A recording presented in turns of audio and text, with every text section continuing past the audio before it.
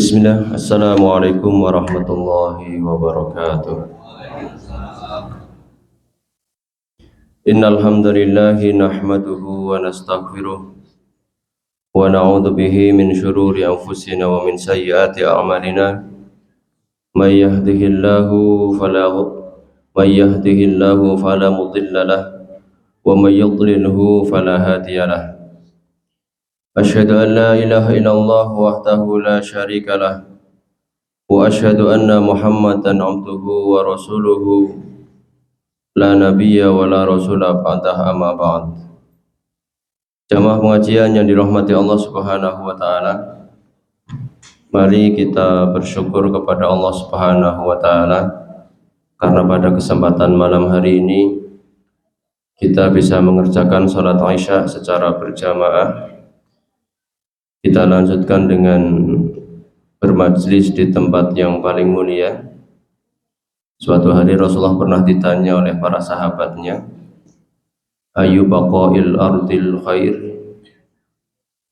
bagian bumi yang mana yang paling baik? Maka Rasulullah menjawab, la adri, saya tidak tahu. Jadi Rasulullah ketika ditanya tidak tahu, beliau menjawab tidak tahu. Tidak gengsi, aku Nabi kok ditanya masa tidak tahu. Kemudian beliau bertemu dengan malaikat Jibril dan bercerita kepada malaikat Jibril, saya ditanya tentang bagian bumi yang paling baik itu mana dan bagian bumi yang paling buruk itu mana. Lalu dijawab apa, wahai Muhammad, saya tidak tahu. Lalu malaikat Jibril menanyakan kepada Allah Subhanahu wa taala, dan dijawab, dan malaikat Jibril memberitahu bahwa Allah Subhanahu wa taala memberitahukan bahwa bagian bumi yang paling mulia adalah, paling baik adalah masajiduha, masjidnya. Sementara yang paling buruk adalah aswaquha, pasar gitu ya. Tapi kadang-kadang manusia itu lebih betah di pasar daripada di masjid ya. Kalau sudah sampai di pasar modern Pak ya, itu 2 jam itu tidak terasa Pak.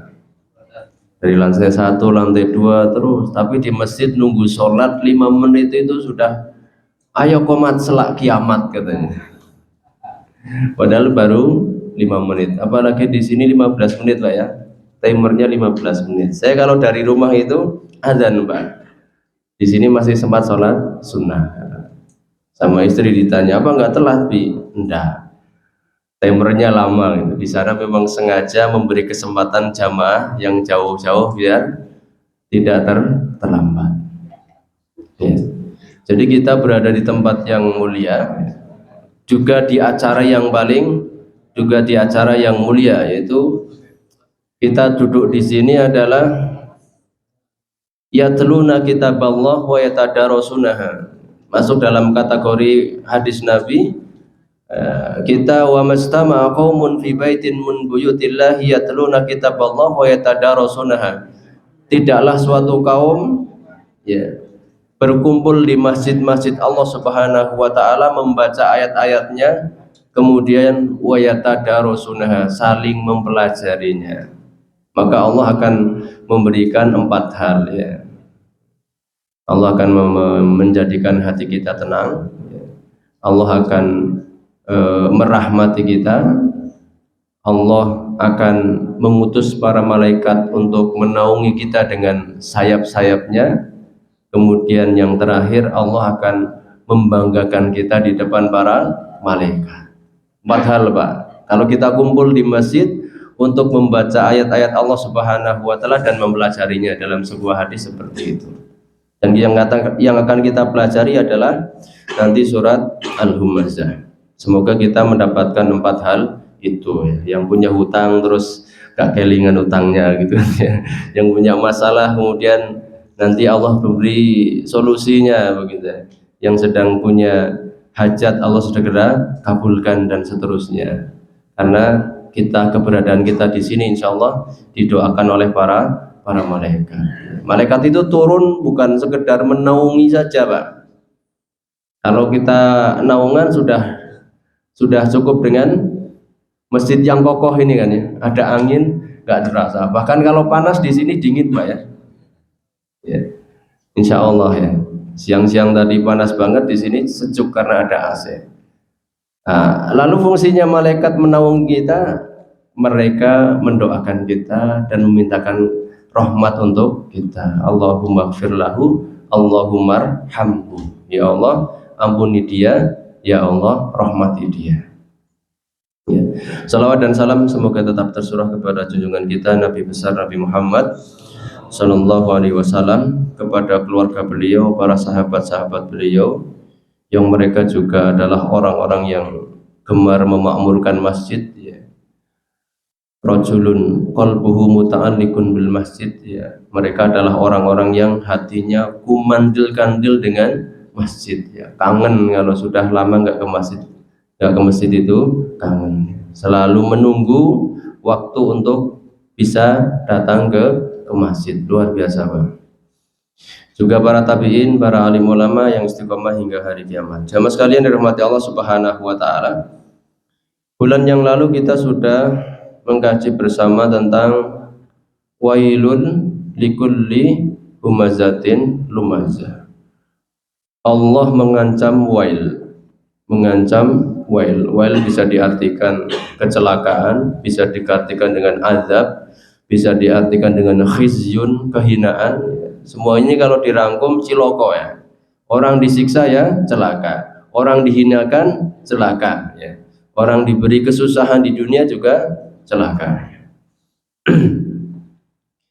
Ada juga yang menafsiri bahwa wail itu adalah sebuah wadiyun finnar. Ini menurut Ibnu Abbas. Sebuah lembah di neraka, yasilu fiha sadidun wa qaihun min ahlin nar. Yang mengalir di dalam lembah itu sodid. Sodid itu adalah darah yang sudah bercampur nanah. Qaih itu nanah. Jadi bukan hanya nanah, bukan hanya darah, tetapi darah itu sudah bercampur dengan nanah. Tentunya ini untuk memberikan efek siksa kepada penghuni neraka. Jadi siapa yang diancam dengan itu? Yang diancam dengan itu adalah siapa saja yang suka humazah dan lumazah. Kemarin sudah kita bahas, Pak ya. Ya, ada yang memaknai humazah itu mencela di depan, lumazah itu di belakang, ada yang sebaliknya, begitu ya. Kalau di belakang berarti menggunjing, kalau di depan itu mengumpat, ada yang sebaliknya.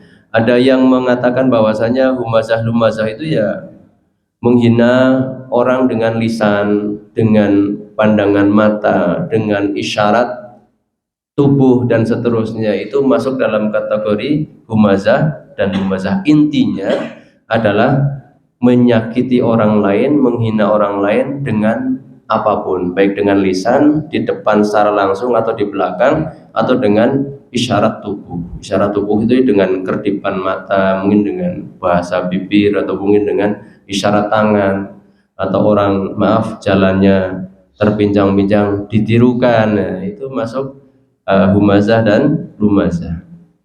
Nah, kemudian ayat yang kedua, Allah Subhanahu wa taala berfirman, alladzi, yaitu orang.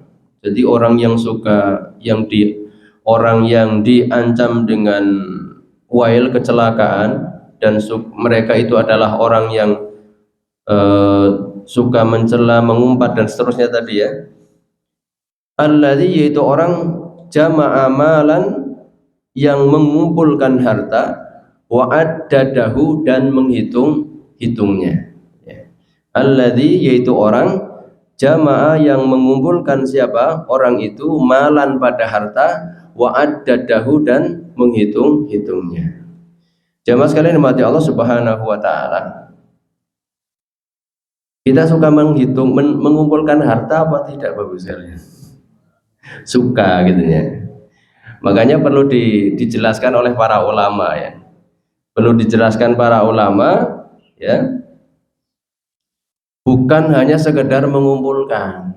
Kalau kita mengumpulkan, menghimpun, kita kerja nabung ya, menghimpun dalam rangka tentunya dengan niatan yang baik, biar misalnya biar bisa umroh. Ini hasan apa jelek Bapak sekalian? Baik ya. Kemudian kita mengumpulkan persiapan nanti kalau anak saya sudah selesai kuliah, biar nikah bisa ada acara syukuran sedikit kecil-kecilan. Ini baik atau buruk? Baik ya. Jadi nanti mengumpulkan yang seperti apa ya, mengumpulkan yang seperti apa yang itu adalah tidak baik atau tercela. Jamaah sekalian dirahmati Allah Subhanahu wa taala. Nabi Shallallahu alaihi wasallam juga termasuk orang ya, yang juga peduli dengan keluarganya untuk masalah harta ini. Jadi beliau bukan orang yang istilahnya menggampangkan, wis zuhud aja kalian zuhud ya. Nggak usah banyak berpikir tentang harta. Dalam hadis riwayat Bukhari, karena Nabi Shallallahu alaihi wasallam yunfiqu ala ahlihi nafaqata sanatihim. Nabi Shallallahu alaihi wasallam itu berinfak ataupun memberi nafkah kepada keluarganya, sekali memberi adalah nafkah untuk berapa Pak? Setahun Pak. Dengan kalau ngasih nafkah ke istri untuk setahun apa sebulan atau Nabi Shallallahu alaihi wasallam kalau memberi nafkah untuk istri-istrinya itu yunfiqu ala ahlihi nafaqata sanatihim. Beliau memberikan nafkah kepada istrinya itu tunai untuk setahun, gandumnya sekian kilogram, kurmanya sekian kilogram, kemudian uangnya sekian. Tapi rata-rata belum sampai setahun sudah habis. Bukan karena boros untuk hura-hura, untuk foya-foya para istri Nabi, tidak. Tetapi mereka adalah orang-orang yang tidak tega ketika ada orang meminta untuk tidak memberinya. Jadi si ada yang datang minta dikasih, minta dikasih, minta dikasih. Sampai Nabi Shallallahu alaihi wasallam itu ketika harta itu sudah habis pulang ke rumah, ya Aisyah hal indaki ta'am, wahai Aisyah ada makanan? Tidak ada. Idan ana soim, kalau begitu saya puasa. Siang hari beliau keluar ketemu Abu Bakar As-Siddiq. Wahai Abu Bakar, apa yang menjadikan engkau keluar siang hari panas-panas begini? Saya lapar Nabi. Ketemu Umar lagi. Ketemu Umar, wahai Umar siang-siang kok, bahasanya mungkin kalau kita keluyuran di luar, kan di sana kan panas sekali Pak ya. Kalau lagi siang-siang itu enaknya di dalam rumah, kalau panas-panas itu ya nggak nyaman lah. Ternyata Umar juga sama, lapar. Akhirnya Nabi mengajak ke rumah seorang sahabat. Masya Allah, sahabat itu senang sekali, sembelihkan kambing, ambilkan kurma dari pohonnya, kemudian diperaskan susu kambing untuk menjamu tamu terhormat mereka. Masya Allah. Jemaah sekalian dirahmati Allah Subhanahu wa taala. Jadi kalau kita bertanya boleh nggak mengumpulkan harta? Boleh. Ya, boleh mengumpulkan harta, boleh. Ya. Tetapi harus kita ingat hak-hak orang lain pada harta itu. Keluarkan zakatnya, keluarkan infak dan sedekahnya. Ya. Bahkan para sahabat kaya banyak ya. Abdurrahman bin Auf kaya sekali beliau. Bahkan gagal miskin ya. Beliau sampai pengen miskin loh Pak. Siapa di sini yang pengen miskin? Tidak ada. Abdurrahman bin Auf itu kaya sampai kepengen miskin. Tetapi gagal lagi. Kaya terus. Utsman bin Affan juga sampai sekarang Pak. Sampai sekarang itu beliau harta wakafnya itu sudah menjadi berlipat-lipat dan itu dimanfaatkan oleh kaum muslimin. Banyak sekali cerita-ceritanya tentang mereka. Ada Utsman bin Affan juga kaya. Jamaah sekalian dimati Allah Subhanahu wa taala. Ya. Kemudian Syekh Wahbah Az-Zuhaili menjelaskan di sini bahwa kenapa Allah Subhanahu benang merah itu hubungan antara ayat yang pertama dengan yang kedua, bahwa Allah mengancam akan menghukum orang yang suka mencela, orang yang suka menjelek-jelekan orang lain, menyakiti orang lain. Apa hubungannya dengan orang yang suka mengumpulkan harta? Mestinya ini kan sesuatu yang berbeda. Ya, mestinya ini sesuatu yang berbeda.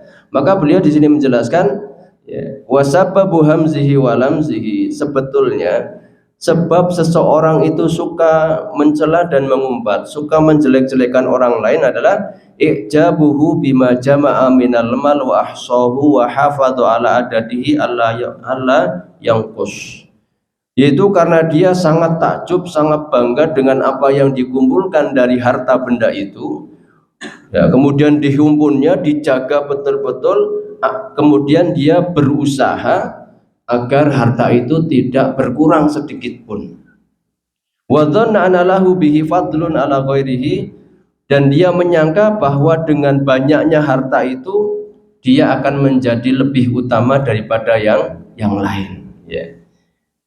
Famana'ahu minal khairat wa nafaqatil bir, sehingga dengan itu, dengan dia bangga dikumpulkan jangan sampai berkurang, dan dia beranggapan bahwa dengan memiliki harta yang banyak itu dia akan memiliki posisi mulia di hadapan manusia, maka akan timbul penyakit yang lain, yaitu bakhil. Dia kenceng sekali memegang hartanya, tidak menafkahkan sedikit pun untuk jalan kebaikan. Jadi ketemu di sini Pak ya, bahwa sebab seseorang suka mencela dan mengumpat itu adalah karena sangat bangga dengan hartanya, sehingga dia menakar segala sesuatu, menilai segala sesuatu dengan timbangan atau dengan ukuran harta. Cari temen ya yang selevel, ya. Masa saya mobilnya mobil gede, mobil mewah, masa temenan sama orang yang yang miliaran harganya Pak ya, yang harganya miliaran ya. Masa dengan orang yang hanya kemana-mana pakai misalnya sepeda ontel, gak level. Cariman tuh yang selevel. Ada orang datang yang ditanya, kamu kerja di mana? Sudah punya rumah belum? Padahal anak baru lulusan sarjana kan jarang yang sudah punya rumah. Yang lagi menggebu-gebu kepengen nikah itu ya, yang baru lulus kuliah Pak ya. Iya, mereka baru nyari kerjaan ya. Bapak-bapak sini banyak ya, Masya Allah. Bu, katanya bapak-bapak banyak loh Bu yang lagi menggebu-gebu pengen nikah ya. Nanti diinfokan di rumah ya Pak ya.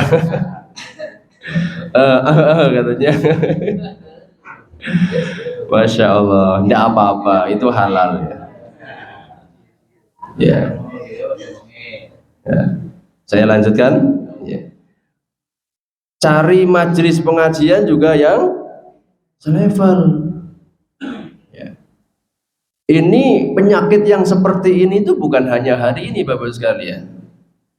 Kalau kita kembali ke zaman Rasulullah dulu, sebagian orang-orang musyrik, para pembesar-pembesar musyrik itu tidak mau masuk Islam bukan karena tidak percaya dengan agama yang dibawa oleh Nabi Muhammad, tapi gengsi kumpul dengan pengikut-pengikut Nabi Muhammad yang saat itu adalah orang-orang miskin.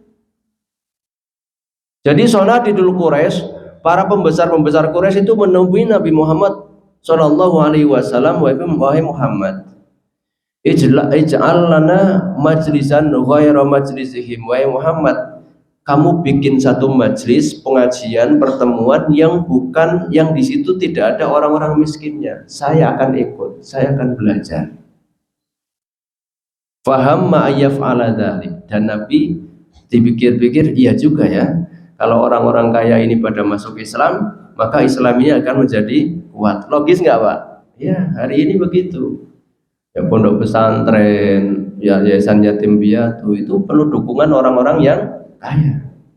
Tetapi Nabi kemudian diingatkan oleh Allah Subhanahu wa taala dalam surat Al-Kahfi ayat 28, wasbir nafsaka ma'al ladina yad'una rabbahum bil ghadati wal 'ashyi yuridu wajhah. Wahai Muhammad, sabar saja kamu bersama orang-orang yang menyeru Tuhannya pada pagi dan senja hari dengan mengharap keridhoannya. Jadi Nabi Muhammad diingatkan oleh Allah Subhanahu wa taala, sudah kamu sabar saja dengan pengikut-pengikutmu. Meskipun mereka adalah orang-orang miskin, mereka adalah orang-orang yang sudah sukarela, ikhlas untuk untuk menyembah Allah Subhanahu wa taala. Sementara orang-orang yang tadi meminta untuk dibikinkan majelis itu tujuannya adalah gengsi. Tujuannya adalah mereka pengen diberi posisi lebih di dalam beragama, pengen dianggap sebagai orang-orang yang lebih utama daripada yang lain. Nah, ini Islam tidak seperti ini. Yang mulia ini Allah Subhanahu wa taala menilai manusia itu bukan karena status sosial hartanya, tetapi karena takwanya. Inna akramakum indallahi atqakum. Tidak benar. Kita nggak bisa membayangkan kalau saat itu dikabulkan oleh Nabi Muhammad SAW. Mungkin dalam Islam itu akan ada golongan-golongan sebagaimana dalam kasta-kasta yang agama lain. Majelis khusus, majelis khusus, majelis khusus. Ya. Kalau di Islam enggak. Masjid ini umum untuk siapapun. Dari presiden sampai rakyat kecil masuk ke dalam masjid sama-sama lepas sendal, sama-sama bisa di dalam satu shaf, sama-sama berjejer. Tidak dibedakan yang pejabat di depan, yang rakyat biasa di belakang. Malah yang rajin kan yang rakyat biasa, Pak, ya. Begitu. Maka Nabi Muhammad diingatkan oleh Allah Subhanahu wa taala, sabar saja. Jamaah sekalian dimati Allah Subhanahu wa taala. Syekh Abdurrahman bin Nasir As-Sa'di juga menerangkan bahwa di antara sifat humazah dan lumazah adalah hanya mengumpulkan harta saja, menghitung-hitungnya dan begitu tamak padanya, namun mereka tidak punya semangat untuk menginfakkannya di jalan Allah, di jalan kebaikan, atau dalam menjaga hubungan kekerabatan ataupun kebaikan-kebaikan yang lainnya. Jadi itu tercela, mengumpulkan harta saja dengan tujuan untuk berbangga-banggaan, dengan tujuan untuk sekedar mengumpulkan harta bukan tujuan untuk yang baik. Nah, itu yang tercela. Jadi tidak mengeluarkan haknya. Jamaah sekalian dimati Allah Subhanahu wa taala. Ya, itu makna daripada jamaah, mengumpulkan, menghimpun, ya. Maka dari sini kita memahami bahwa ada dua jenis manusia dalam menghimpun harta. Ada yang menghimpun tetapi dia masih dihukumi mulia, baik. Ada yang menghimpun, dia tercela. Yang menghimpun kemudian dia mengeluarkan hak-haknya, zakatnya dikeluarkan, infak sedekahnya dikeluarkan, nafkah untuk keluarga kerabatnya diperhatikan. Ini tidak tercela. Tetapi kalau menghimpun saja kemudian tidak mengeluarkan haknya, itu yang tercela. Bahkan diancam nanti di dalam ayat berikutnya.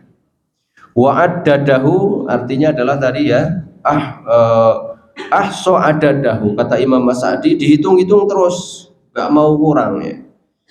Karena mereka takut kalau dikeluarkan itu berkurang. Imam Ad-Dhahak mengatakan, a'adda malahu liman yarithahu min auladihi, dikumpulkan, dihimpun, tidak dikeluarkan zakatnya dalam rangka apa? Persiapan untuk memberikan peninggalan untuk keluarganya. Ini baik, Pak. Orang mengumpulkan harta sebagai bekal untuk anak keturunannya untuk memberikan warisan, itu baik. Tetapi dalam proses pengumpulan itu setiap tahunnya harus dia memperhatikan fikih zakatnya. Kalau sudah sampai pada nisab zakatnya, maka harus dikeluarkan zakat malnya. Yang dagang berarti zakat mal atau perdagangan. Ya, kemudian yang bertani berarti zakat pertanian, gitu kan ya. Yang beternak berarti zakat peternakan ada, ya. Bang ternak kambing sudah berapa? Ada di sini peternak kambing, Pak? Yang kambingnya sudah 40 sekian itu sudah sampai nisab. Kalau setahun seperti itu berarti kena zakatnya. Harta pensiunan gaji gitu ya. Ya. Ya berarti kalau setahun ada berapa begitu dikumpulkan ya. Itu nanti ada pembahasan juga nanti zakat profesi, tapi saya nggak menguasai Pak di sini ya. Saya nggak bisa menjelaskan zakat profesi. Yang mudahnya begini. Kalau kita menyimpan harta ya, kalau harta itu kan senilai 85 gram emas. Berapa itu Pak? 80 gram sehari ini 1 gramnya berapa? 1 juta? 2 juta, mahal ya Pak ya. Ini pemuda-pemuda yang mau nikah mikir ini ngasih mahar 5 gram itu sudah banyak ini ya. 85 gram berarti 170 juta ya. Kalau ada orang nyimpen uang segitu 170 juta, dia simpan mulai dari bulan Syawal misalnya, berarti itu sudah masuk nisab. Nisab itu kadar di mana dia sudah wajib zakat. Disimpan sampai Ramadan tahun depan masih utuh segitu, berarti harus dikeluarkan zakatnya 2,5%. Tapi kalau dalam perjalanan dia jual rumah, ya, misalnya jual tanah atau jual rumah, ya, kemudian dapat uang 200 juta disimpan di bank ataupun di rumah lah, misalnya di rumah. Tapi kemudian itu kan sudah masuk nisab Pak ya. Nah, kemudian dia mantu berkurang 50 juta. Daftar ulangnya masuk ke anaknya masuk ke dokteran berkurang berapa Pak? Daftar ulang kedokteran banyak gitu ya. Sampai kemudian belum sampai setengah tahun itu tinggal 50 juta, berarti kalau nisabnya pakai emas sudah tidak wajib zakat begitu. Tapi kalau nisabnya pakai perak ada kemungkinan masih wajib, karena perak itu kalau tidak salah 200 dirham. 200 dirham itu kisaran angka sekitar masih di bawah 10 juta kalau tidak salah, sudah wajib zakat. Jamaah sekalian dimati Allah Subhanahu wa taala, takut sekali kata Imam siapa tadi, Nasir As-Sa'di, takut kalau dikeluarkan itu akan berkurang. Padahal kata Rasulullah Shallallahu Alaihi Wasallam, kalau seseorang bersedekah itu hartanya tidak berkurang.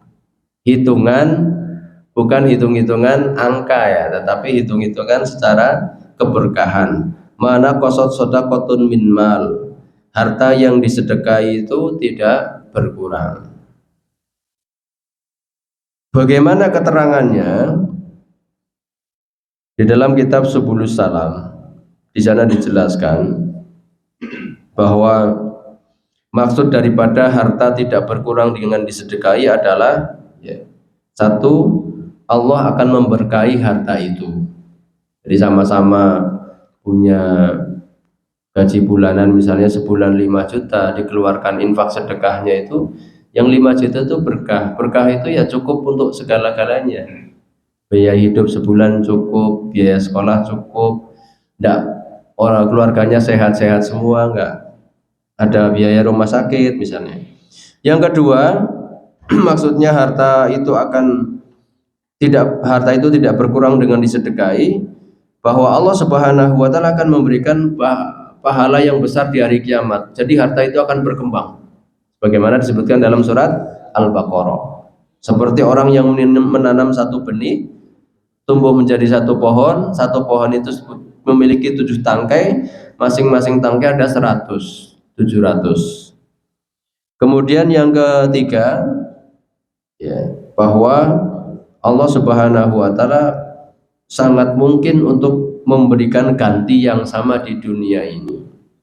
Misalnya kemudian rezekinya bertambah, ya. Jadi misalnya tadinya punya usaha bakso satu, kemudian satu tempat bisa jadi 2 cabang dan seterusnya. Jamaah sekalian mati Allah Subhanahu wa taala, itu menurut Imam Nasir Syekh Abdurrahman bin Nasir As-Sa'di, bahwa orang yang memiliki sifat humazah dan lumazah, orang yang memiliki sifat suka mencela merendahkan orang lain itu, ya, mereka memiliki kriteria suka mengumpulkan harta, menghitung-hitungnya, dan tidak menginfakkannya.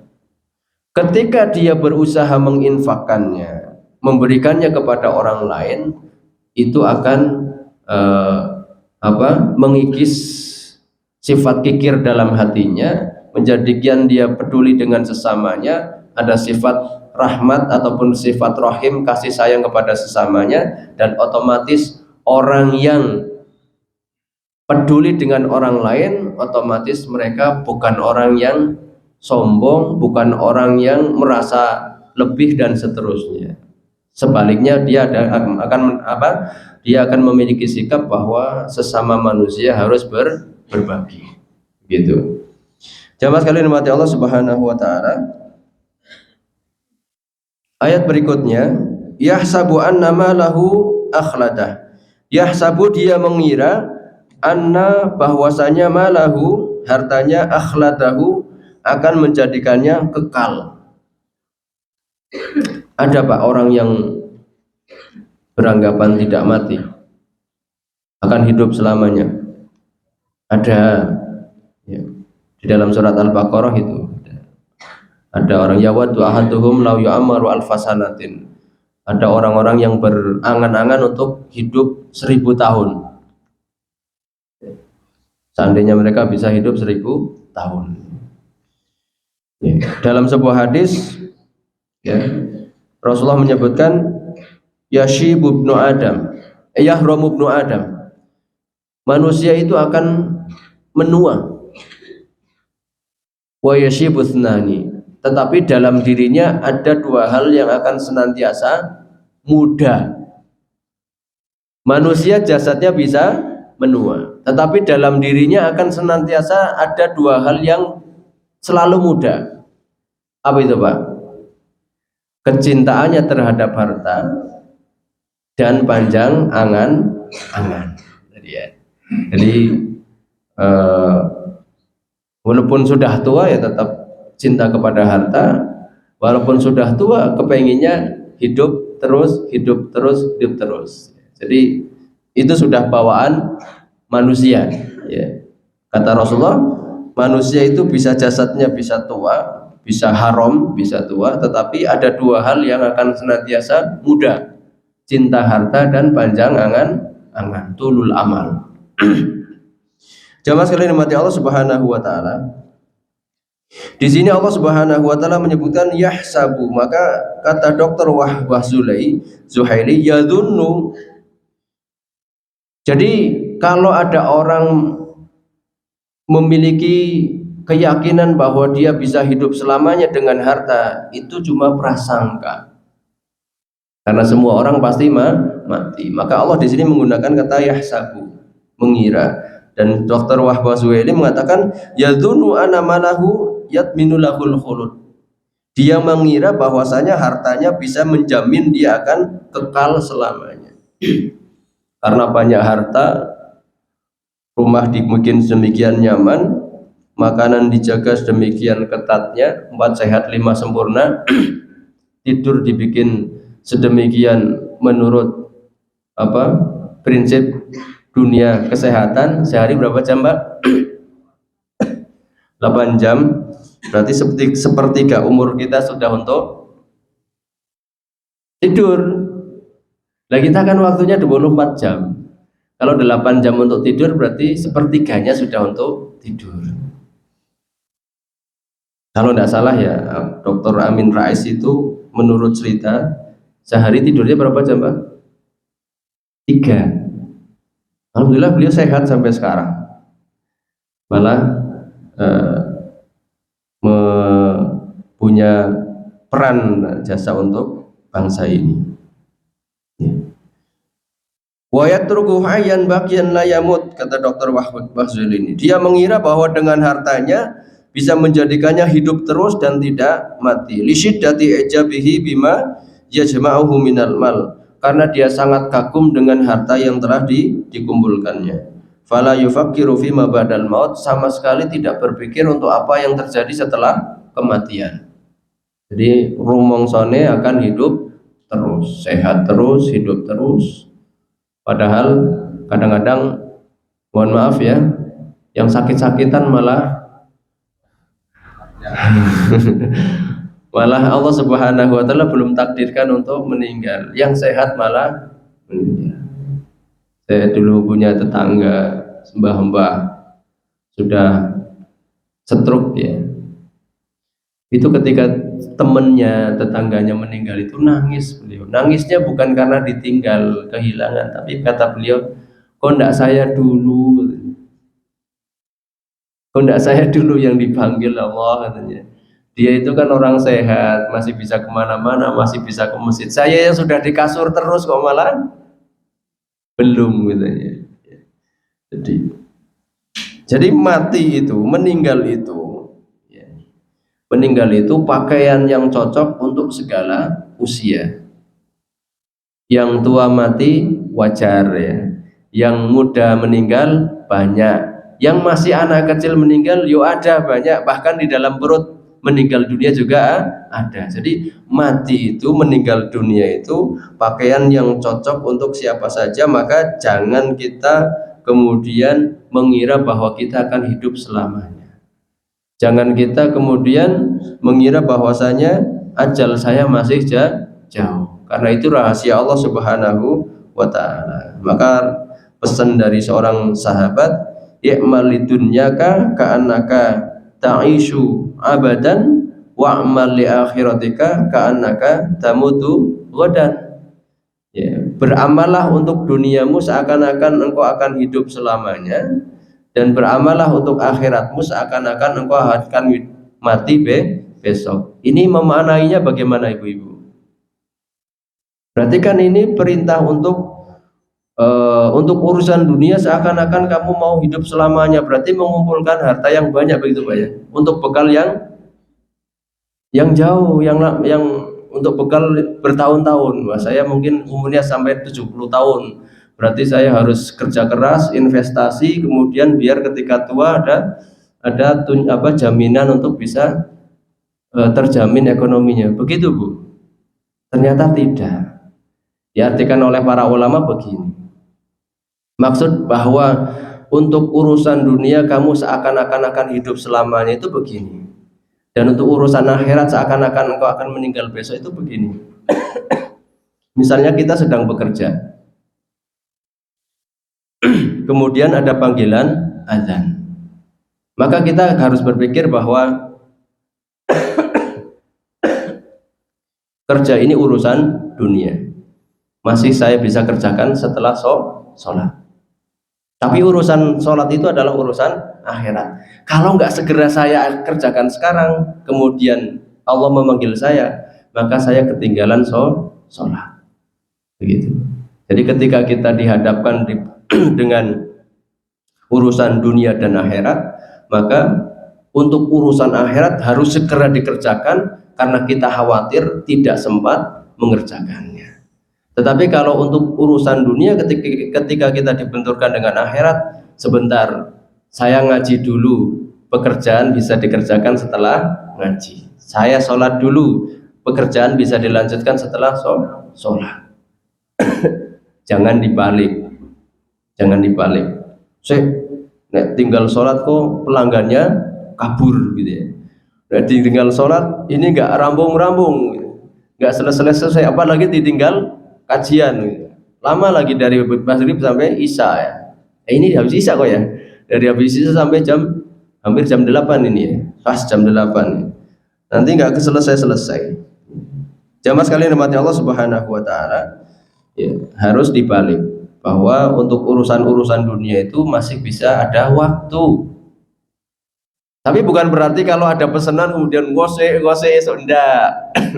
Itu juga ada kaitannya dengan prinsip dalam Islam. Jika kita sudah berjanji, kita harus menepati. Maka kalau ada orderan, kita harus mengukur.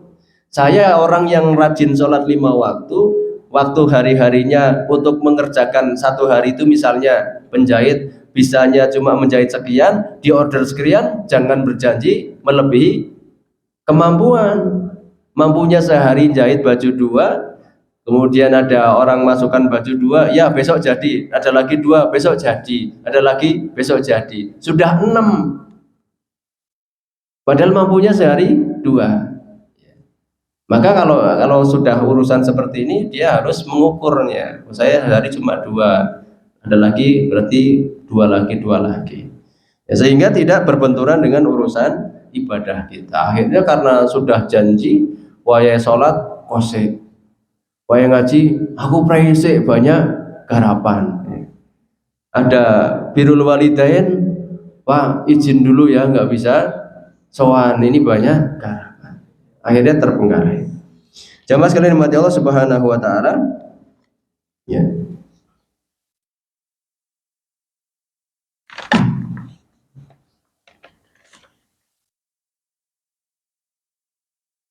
Di sini dikatakan oleh